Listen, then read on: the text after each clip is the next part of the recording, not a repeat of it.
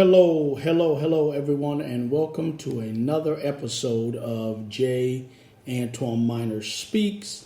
And I am yours truly, Antoine Minor.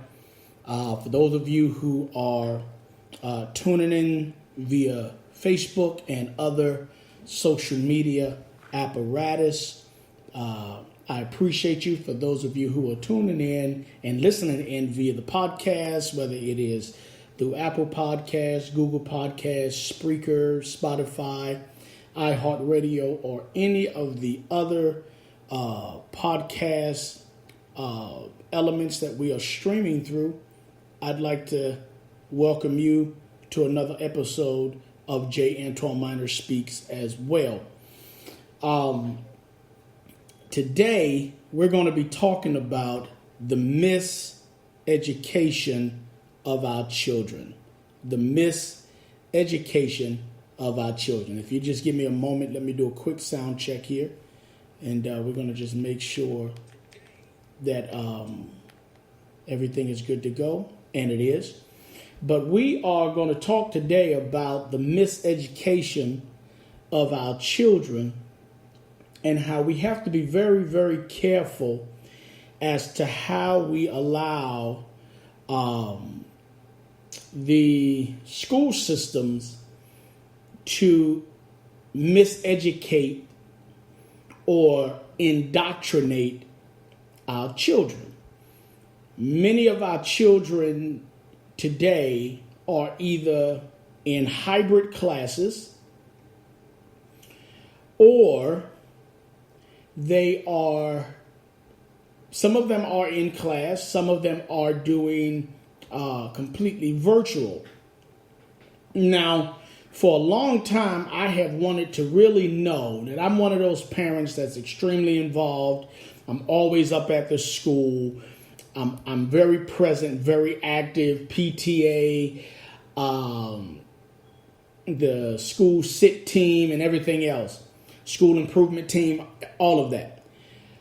But it still doesn't give you full access into what is being taught in the classroom. And so that's one of the reasons why I am excited for virtual classes this year. Because what it does is it allows for our students to, it allows for parents to be able to monitor what is being taught by the schools to our students in real time. Okay? So if you haven't had an opportunity, take the opportunity to listen in on some of these virtual classes and listen to some of the things that the kids are being taught in the classroom, virtually, but in the classroom. And you'll get a sense of what your kids are being exposed to, right? Because again, when they're in the classroom, we as parents don't really have unfettered access to what they're being taught in the classroom. We're usually getting secondhand information that's coming from our kids at the end of the day. If something happens, something transpires, we look at a textbook, we look at a lesson, we go over homework, and then we start to see things like, hey, wait a minute, where's this coming from? Why is my child being taught this? And then we're responding after the fact. Virtual learning really allows us to respond in real time. So today, my kids and I were out. They were doing their school lessons, but we were out because if it's virtual, then there's no need for them to remain stationary because I have things that I have to do during the course of the day, and since they are home, they have to go with me sometimes. So we're out, and my son is doing a recording. And while he's doing this recording, I asked, what was the recording about? And he said the recording was about diversity. And diversity is fine. I don't mind, diversity. We live in a diverse world. But you have to be very, very careful what level of diversity the schools are pushing, because diversity training becomes indoctrination. And if you're not involved and if you're not present, your child can find himself indoctrinated or herself indoctrinated with these fabricated ideologies that go completely contrary to what many of us are teaching at home. And now what we're teaching at home is now in conflict with what's being taught at the school. And because the teachers and the educators at the school have our children in many cases for a longer period of time than we do, and have access to their brains. Understand this. The educators, teachers, they have access to our children's brains 10 months out of the year, 5 days out of a week, and at least 7 hours out of that day. Now, by the time these kids get home at 2:30, 3:30, 4 o'clock, some of them who are in after school, they're not getting home till 6. They have bedtimes, 8 o'clock, 9 o'clock, 10 o'clock.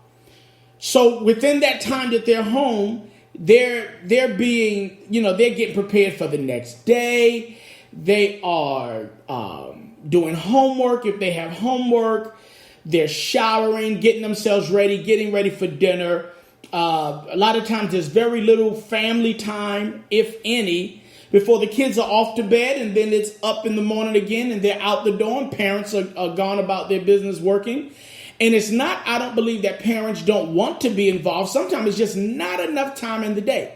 So these kids the teachers have access to our children many times more than we do. So we have to be very careful and we have to be very present in their academics. And we have to be very present in the decisions that these school boards are making in regards to what is being taught, or in some cases peddled to our children. So he's on this live Zoom, and they're doing these recordings, and he seems to be a little puzzled. And I asked him what's going on. So he says to me, we're doing videos. Okay, sounds innocent enough. But because I'm the parent that I am, what kind of videos are you doing? Oh, we're doing diversity training videos. Okay. Turn it up. I want to hear and I want to see what all of these kids are saying. The kids weren't saying anything necessarily crazy or anything wrong.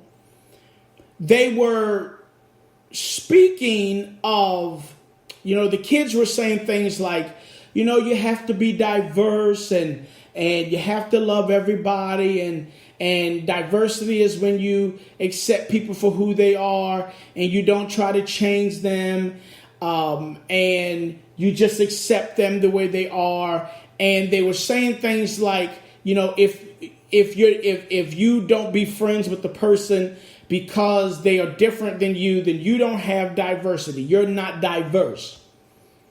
Okay. One young lady on the video that they were doing said that, being diverse means you can be brown, you can be light brown, you can be black, you can be different colors. Okay, fair enough. Okay.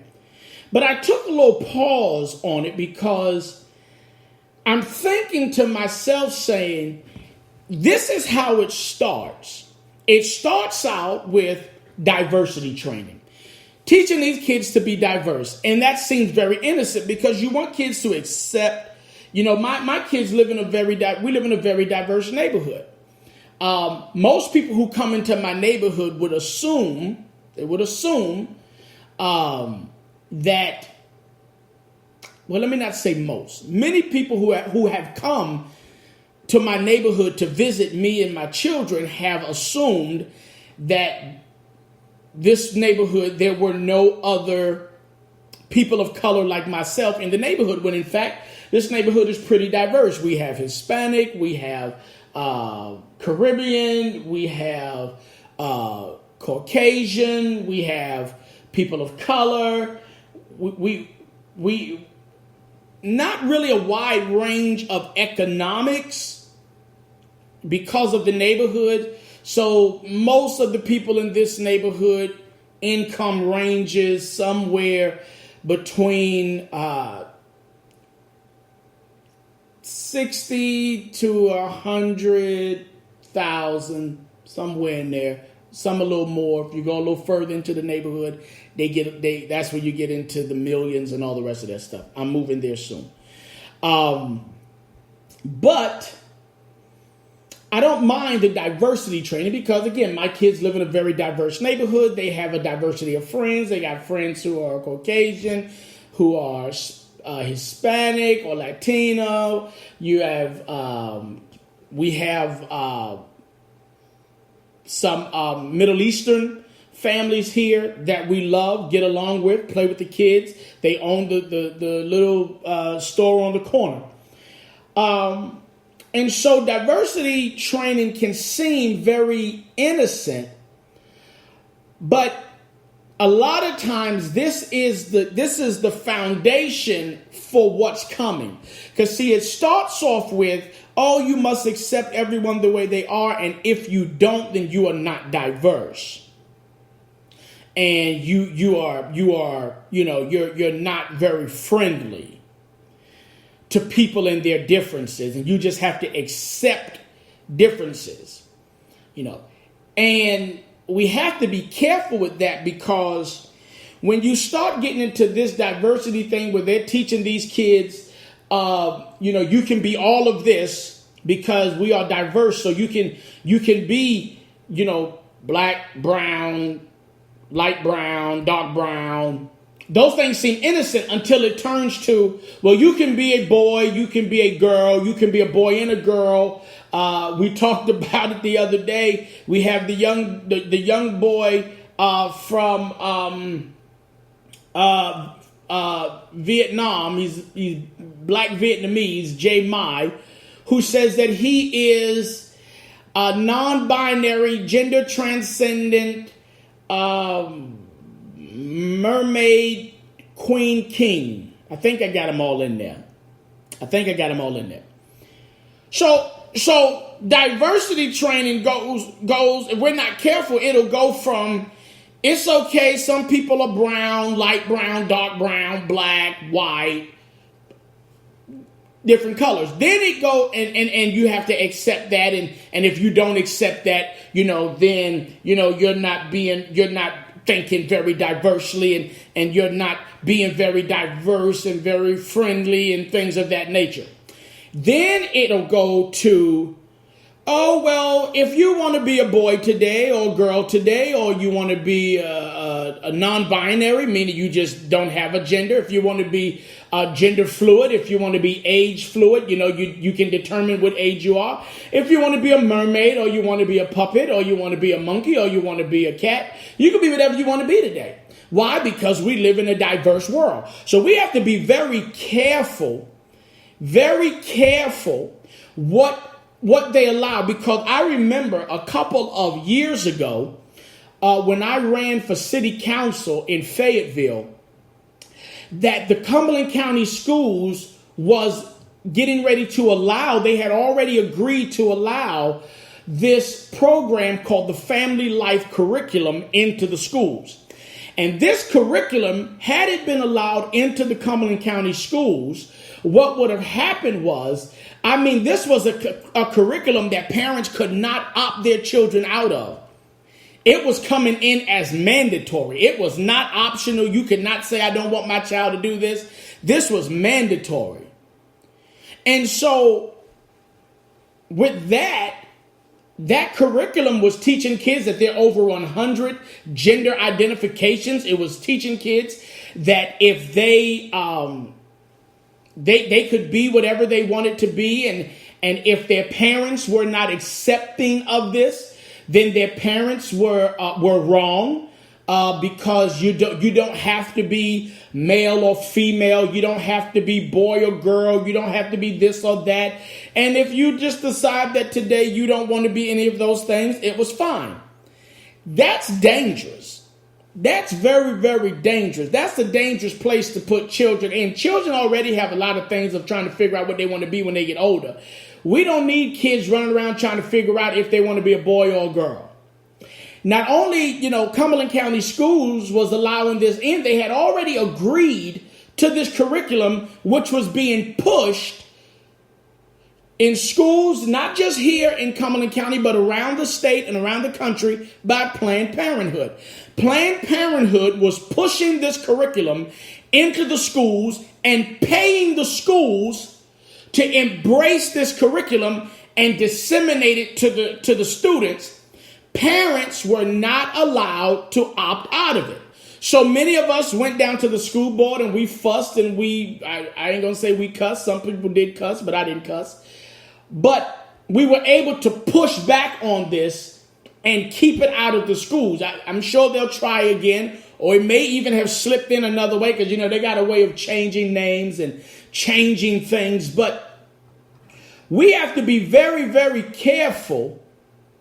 We have to be very careful and very involved because society now is in this downward spiral. And if we're not careful, our children become subject to this. And then you start looking like the bad guy as the parent because the teacher said this and that. Now, kids listen to their teachers. I'll tell you how I know, not just because of their academics and what they bring home, but in 2017, my daughter came home and she stated that a couple of the boys in her school, she was going to Benjamin Martin Elementary School here in Fayetteville. At that time, she was in third grade. She was in third grade, I believe. And she came home and she said, "Daddy, these two boys like me in school." I said, me being me, I said, "Well, I don't send you to school to like boys. I send you to school to learn. Don't tell me about no boys liking you." That was me. So she said, okay. So she went to her mother's house for the weekend. She came back. Well, I went to pick them up that Sunday. And her mother said, did your daughter tell you what happened at school? I said, of course she did. She told me that these two boys liked her, and I told her that I don't send her to school for boys, and she need to focus on her books. And my children's mother said, she said, no, you have to listen to what your daughter has said. It's deeper than that, John. I said, okay, princess, what happened? Tell me what happened. She said, well, Daddy, these two boys like me in school. I said, you told me that. I said, how do you know that they like you? She said, well, every time I walk down the row in class, they touch me in my private area. I said, well, did you tell the teacher? She said, I did. I said, well, what did the teacher say? She said, the teacher said that that's okay. That's just what boys do when they like you. So the fact that she came home and said, Daddy, these two boys like me, the reason she thought the two boys liked her was because the teacher at the school told her that that's okay. That's just what boys do when they like you. So she equated inappropriate touching with acts of affection. She believed what the teacher said because this is her teacher. Her teacher said that that's what boys do when they like you. So she assumed, well, Daddy sent me to school. I'm here to learn. This is the teacher. She's teaching me something. Must be true.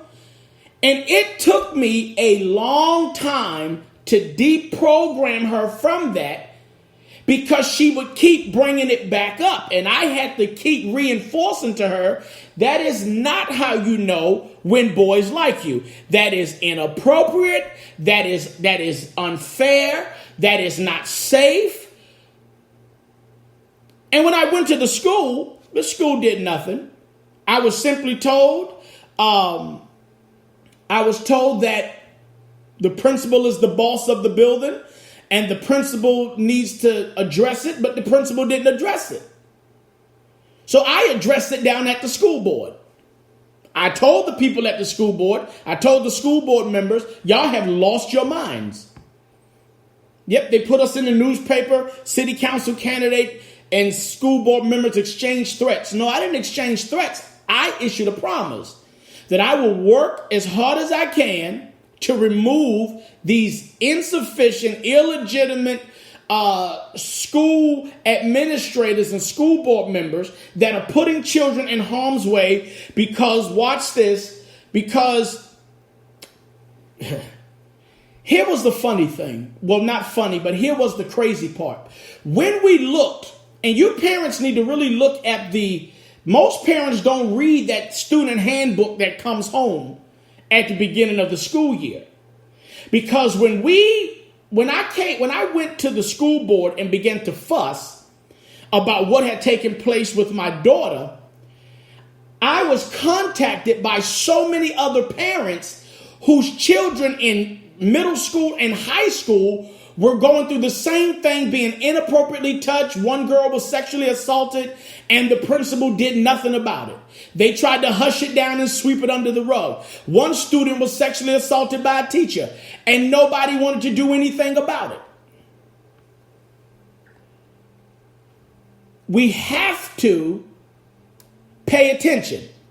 Inside of that student handbook, it stated, and I don't remember the exact level, but I remember we were very upset because we realized that in the Cumberland County Schools student handbook, pulling the fire alarm falsely was a greater offense than sexual assault.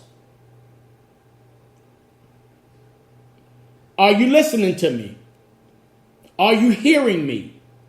I was flabbergasted to learn that a student would get in more trouble for hitting a school official, hitting a bus driver, or pulling a fire alarm falsely than they would for committing a sexual assault against another student. And it actually used the word rape in the handbook, if I'm not mistaken. Because we fussed about it. How is rape a less serious offense than pulling the fire alarm at the school for fun? I understand pulling the fire alarm at the school is a dangerous thing because you then put students and faculty at risk. You now bring out first responders, all of these things. The building has to be evacuated, all of those things. Understandable. But to make pulling the fire alarm a greater offense than raping or sexually assaulting a student is extremely concerning to me. It is extremely concerning to me that it is a greater offense to hit a faculty member than to rape a student. I was contacted by one mother. I won't give any names because that's not what I do. But I was contacted by one mother who discussed and sent me the proof that her daughter in kindergarten was sexually assaulted during carpet time. I can't make this stuff up. I still have emails of this student who was sexually, one of the other students had put his hand down the little girl's clothes. The little girl was bruised up all on her lower extremities because another student in kindergarten sexually assaulted this student during carpet time. My question was, where was the teacher that another student found it acceptable and had enough time to forcibly put his hand in this little girl's clothing and cause her bodily harm. Where was the teacher? There was no one available to deal. There was no one there to stop this. The kids are in carpet time. Are they not being monitored? And had the parent not made a fuss about it, there would have been no fuss made. We have to be very, very vigilant when it comes to our children in school, especially public school. Because public school is public school. Let's just face it. Public school is public school. So they're going to teach a public curriculum. They're going to teach a curriculum that embraces whatever is the pop culture, whatever the board of regents and whoever it is that is approving curriculum, whatever they approve to be acceptable curriculum is what is going to be pushed into the minds of our children. And so we have to learn to be very vigilant, very involved, and push back. I remember my children came home and said to me that the teachers were telling them that they had to do yoga. And I said, no, you don't have to do yoga. Because yoga, as many people know, is a form of spirit, is a spiritual art form. In many cases, it's a form of worship and bringing yourself in alignment with the universe and your chakra and all of that stuff. And as a believer, I am commanded to stay away from such practices. So my children are not allowed to do it either. But my daughter was told that she had to do yoga. My son was told he had to also do yoga. And when my son told his teacher, he said, my father said, I'm not to do yoga. And if you have an issue, to call him. Because the Bible does not allow us to do this. The teacher said to my son, prove it to me in the Bible that you can't do yoga. First of all, my son at the time was probably about 6. I believe he was in first grade at the time. Why would you challenge a 6-year-old to have to find something in Scripture? If that's the case, do as he instructed and call Papa Bear. So, because I am as involved as I am, I was able to push back and tell them, no, my children will not participate in that. Find something else for them to do or let them sit it out. But they will not be sitting there chanting and meditating and all the rest of that stuff and then bring those spirits home with them to me. I'm not tolerating it. If you're not involved in your children's educational process, these schools will slip any and everything in, and before you know it, your child has been indoctrinated, and now they are looking at you like you are the bad person because you're not accepting of what it is that they have been exposed to. We have got to be involved. We have got to show up at these parent-teacher conferences. We have got to show up at these school board meetings. Now everything is online, so there's really no excuse. Attend the school board meeting online. Attend the parent-teacher conference online. It's not like you have to leave home and go down to the school because you're virtual at this point. Virtual allows you to be more engaged and more involved because now there's no building between you and your child's educational process. You are able to be directly involved. Take my advice and get involved. Get involved. Be that parent that pushes back and lets the school know, no, you cannot do this. No, my child will not be exposed to this. No, I will not accept this curriculum for my child. No, my child will not be forced to be indoctrinated with this stuff. We have got to push back as parents. We have got to push back. We have got to expose when schools try to inadvertently and covertly expose our children to things that completely go contrary to what we are teaching them at home. As the parent, it is my responsibility to teach my child. I mean, this family life curriculum that was being pushed for Cumberland County schools, they were teaching kids about dental dams. I don't know if you guys know what that is. I really don't even know. It's a sexual thing. They were teaching kids how to utilize saran wrap as a substitute for condoms. They were teaching kids how to effectively have anal and oral sex. I'm not making this stuff up. These kids were about to be exposed to a whole bunch of stuff that would have opened up, portals. That would have opened up portals, and then parents would have been left to combat this stuff. Because now your child has been exposed to it. Now the child wants to experiment.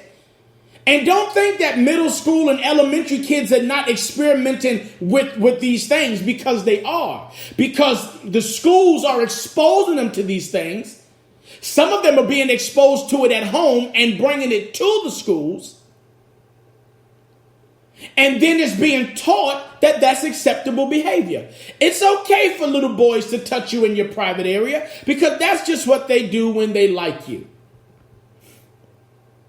That was extremely concerning to me, because for me, my thought was, who raised the teacher?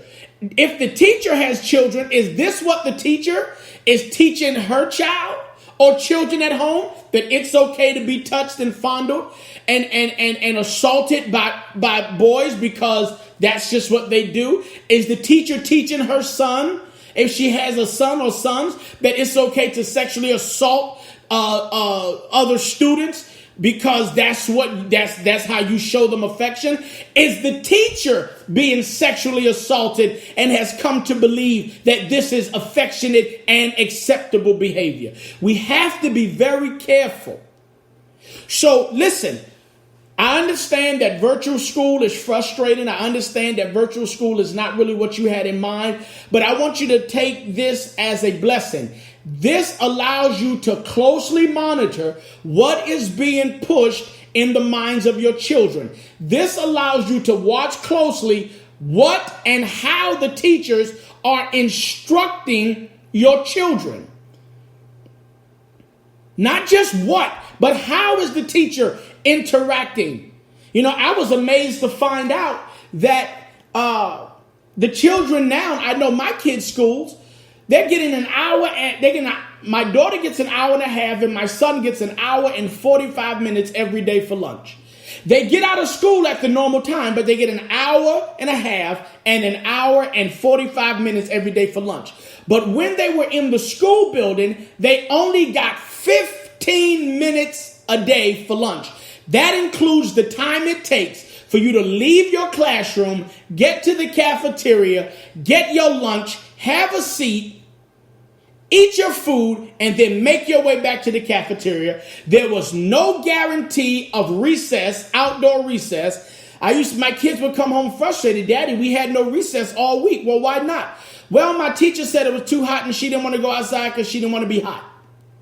So the kids were subject and mandated to stay inside because the teacher didn't feel like going outside. So the kids went to lunch and they went back in the classroom and got right back at it in the books. But now that they're doing virtual, my daughter gets an hour and a half lunch. My son gets an hour and 45 minutes. If you can give them 90 to 105 minutes of lunch virtually, you could have done the same thing when they were in the classroom. You could have done the same thing while they were in the classroom.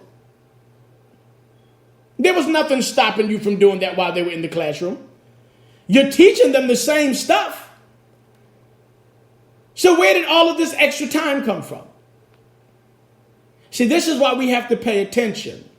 This is why we have to pay attention to what is happening to our children in school. You cannot just send your kids to school and be done with it and say, well, the teacher got them. You know, I'm just praying that they make it home safely. No, I need to pray. And this is what I pray.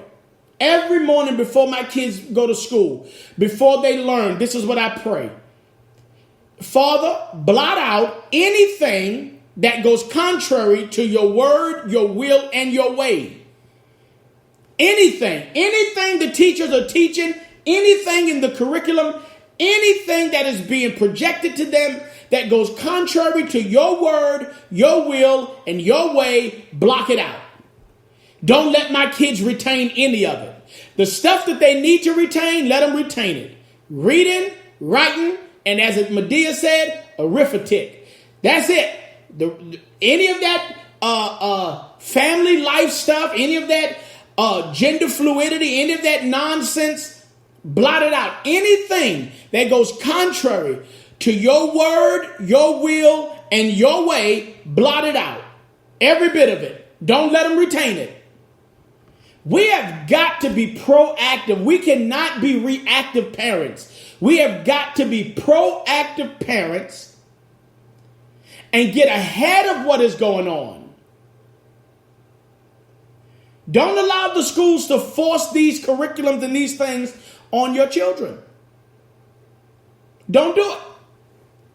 Don't do it. I'm telling you, don't do it. Because they will. They will have your children confused and messed up and have you looking like the bad guy because you challenged it and said it's not right.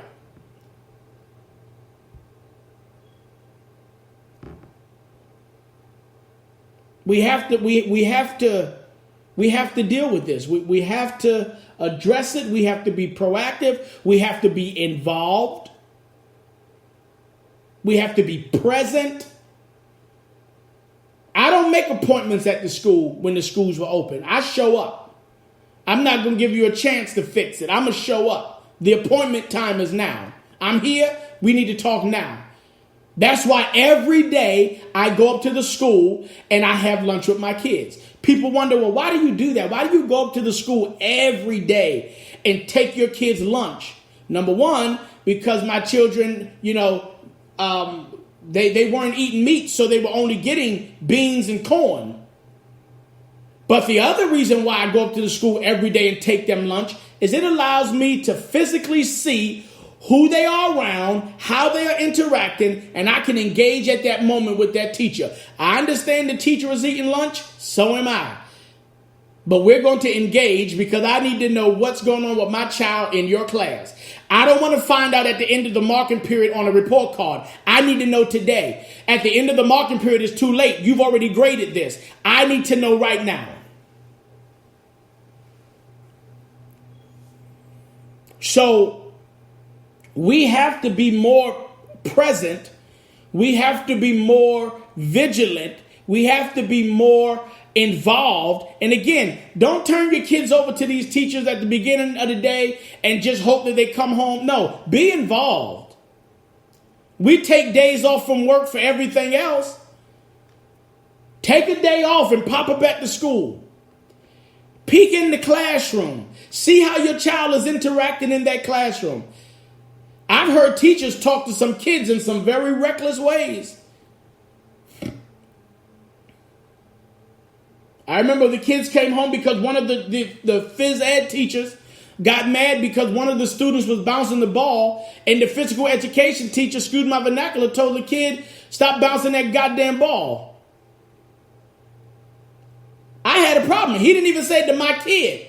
But because my child was affected by it and my child came home and told me, I immediately called the school and informed them of that phys ed teacher and said, listen, that's not going to fly. That's not how we don't send our kids to school to be talked to like that. I send my kid to school to be educated. And I expect you to send my child home better, not worse. I expect you to send my child home to me, not traumatized. We got to do better, parents. We have to do better. But get involved. Pull up your school's parent handbook and read it. Read it. Read that student handbook. Read it. You know how that movie Lean on Me when she brought Joe Clark the exams? She's like, read it. Read it. Joe Clark, read it. I'm telling you, read it, Joe Clark. Read it. Read the handbook. Find out what's going on. Be a present parent. Don't be an absentee parent. Don't allow the schools to become the custodial parents of your children. And you become non-custodial parents that just babysit them overnight. Be involved. Get involved. Be present. Because whatever they push in your children's minds, you're going to have to deal with it at the house. You're going to have to deal with it at the house. So get involved. Be present. And like I said, everything's online now. The school board meetings are online. Parent-teacher conferences are online. Guidance councils are online. I pop my kids are doing virtual. And if I hear something crazy, I pop my head right in front of that camera. Let that teacher know I'm right here. I can hear you. I pop my head right in there. I creep right up behind my kid and be sitting right there while they're learning. Because I want that teacher to know I'm present. So be very mindful what you teaching my kid. I am present here. And I'm not just monitoring what you're teaching my child. I'm monitoring what you're teaching all the other kids. Because maybe it's something that I need to address because maybe the parent of that other child just doesn't have the ability to be as present as me. So I'm going to become the surrogate. And if something is going on that is deemed inappropriate by me as a parent, I'm going to address it. That's my job. That's our job as parents. We must be present. We must be present. We must be actively present. We must be involved. I remember my mother used to pop up at the school. You never knew when she was coming. Never knew when she was coming. She'd pop up at the school. You'd be sitting in class clowning. I remember sitting in class clowning one day. And I was clowning good too. I was clowning. And one of my friends nudged me. He said, John, I think your mom's at the door. I was in fifth grade at the time. I remember that was my worst academic year ever. I got 54 U's on my report card. And I got a bunch of N's. I got no E's and no S's. I got 54 U's. I counted them. 54 U's and a bunch of N's on my report card in fifth grade. My teacher, Mr. Berlin, he said to me, John, the only reason I passed you is because I don't want to run the risk of having you in my class again next year. So he passed me to the sixth grade. But my mother came up to that school unannounced, and my friend said, John, your mother's at the door. And I tried to be the tough guy. I said, I don't care. And the whole time I'm saying I don't care, I'm sliding down in the chair, trying to act like I was doing my work. My mother looked at me, she said, come here. She brought me into the hallway. Back then, you could discipline your kids. You could parent your kids back then. Wasn't beating them, wasn't abusing them, but you could discipline them. And my mother, she brought me in that hallway. She said, did I send you to school to cut up? No, ma'am. And I'm sitting there trying to be a tough guy. So I tried to walk away. And my mother grabbed me back through that door. And that's when that belt came out of that bag. She dropped my pants right there in the hallway of the school and commenced to tearing that tail up. I remember this little girl that I liked walked through the door where I was getting in trouble. And when she saw my mother, she said, sorry, Miss Minor, and turned around and went on back down. And we had an assembly that day. And back then when you had an assembly, you had to dress. So you had to wear black and white. I always went to school in a tuxedo. And I remember walking into the auditorium and the assistant principal got on the microphone and said, hey, John, nice of you to join us. Are you able to sit down? And everybody started laughing. And I realized then that the girls had ran downstairs and told the assistant principal that I was upstairs getting my butt toe up in the hallway. And that was one of those years where I was so bad that the assistant principal had nothing to say. I learned my lesson. My next year became one of my best years. Had an amazing teacher in sixth grade, Mrs. Hines. Her mother was the librarian. She was a sixth grade teacher. Changed my life academically. Teachers have great influence over our children. We have to be mindful that they use that influence wisely. And in many cases, the teachers are pushing the curriculum that they're given to push. So we have to monitor what's being given to the teachers. And we have to act as buffers between the academics and the classroom, making sure that those academics up at the state level that are pushing that curriculum down, that they're not pushing their personal agendas, and that they're not pushing anything that becomes detrimental to your child. All right?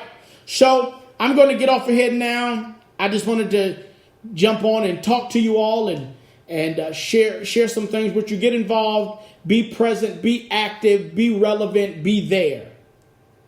It's virtual. There's no excuse at this point. Well, that's my time. I have to let you go, but it's been a pleasure. It's been a joy. I want to thank you again for tuning in to J. Antoine Minor Speaks. Those of you who are watching via Facebook, we thank you for tuning in and for viewing. Those of you who are listening via Spreaker, iHeartRadio, Apple and Google Podcasts, and our other podcast apparatus, we thank you as well. Until next time, remember, everybody listens when J. Antoine Minor speaks.